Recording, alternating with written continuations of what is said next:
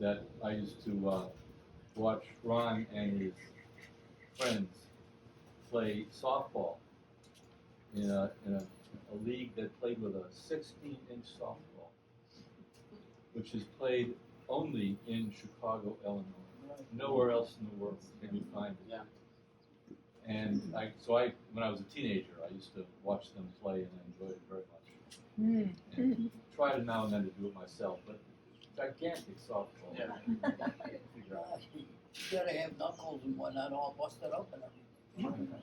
No gloves. It's funny you mentioned that, John, because he's got one in the basement. He was talking about it a couple days ago. He's like, I still got that clincher in the basement. You know, it's rock hard when you first start playing with it. It's like I guess it is.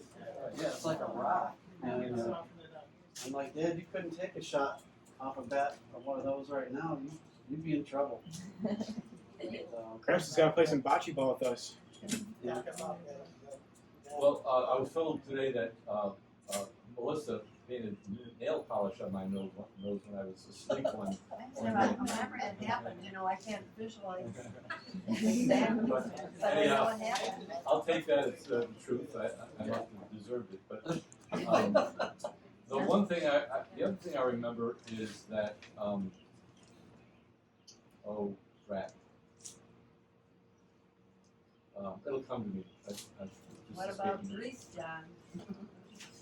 Going to Greece together. I would have never gone to Greece. Oh, that's without right. John. That's right. That was quite an experience. Oh, I have such You had never left the country before that, I don't think. a, we have The because escalators were so steep, Not have that Mom couldn't handle her suitcase, so she Yeah, just we have. pushed it down the escalator and like tumbled to the bottom. That's what she told me. Where was this? She went to Greece. You tumbled on the bottom of an escalator? No, no, bag. suitcase. The bag. Suitcase. She said she Oh, couldn't oh. control it. Oh, I see. Got away from her, fell down the stairs. So she What did Oh. they do? gave up and just pushed it down the escalator. We had I- we have a picture of the two of you on that trip. Oh, really? Yeah, the slideshow.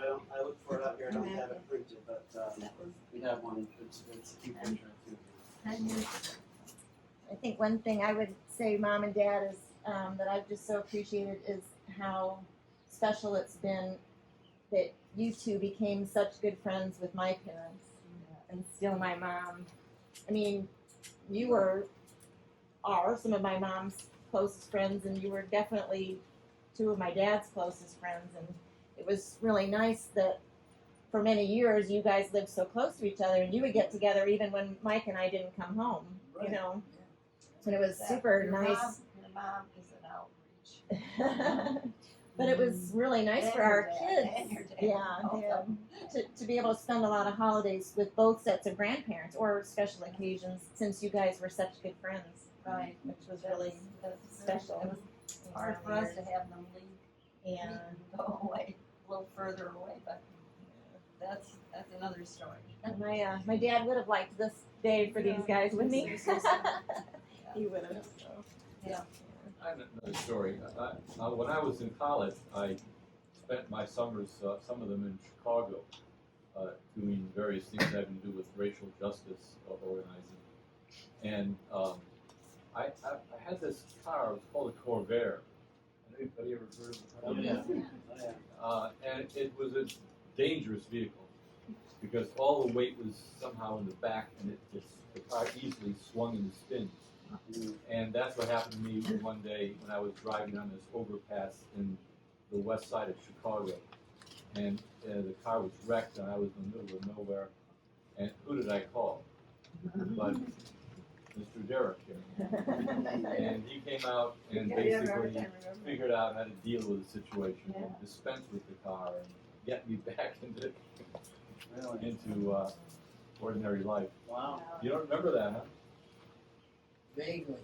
Remember that Corvair? I probably want to forget going to Chicago. Yeah, you were not happy at all with the experience, but No, I don't think I you was. certainly came through for me, so I'm very grateful. So,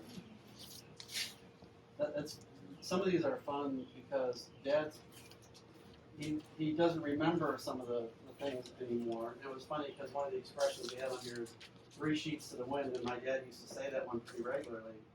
And the other day, Mom was talking about putting sheets on the bed, and it came to me, and I'm like, Dad, what does 3 sheets to the wind mean? And he goes, I don't know what it means. So, just like Kristen said, you get into climate, and all of a sudden they start to bubble up. You know, you hear them come back. But There's a meaning to it. yeah, I looked it up. I explain it, but for time, I'll Sort of like you're not get you on the there. side. I'll explain what It's that like means. 3 But sheets to the wind mean you're not thinking. you're drunk. You're drunk. Where it came Explains it. You have to. Okay, so just I think 2 more only. Scott, you were starting to say something?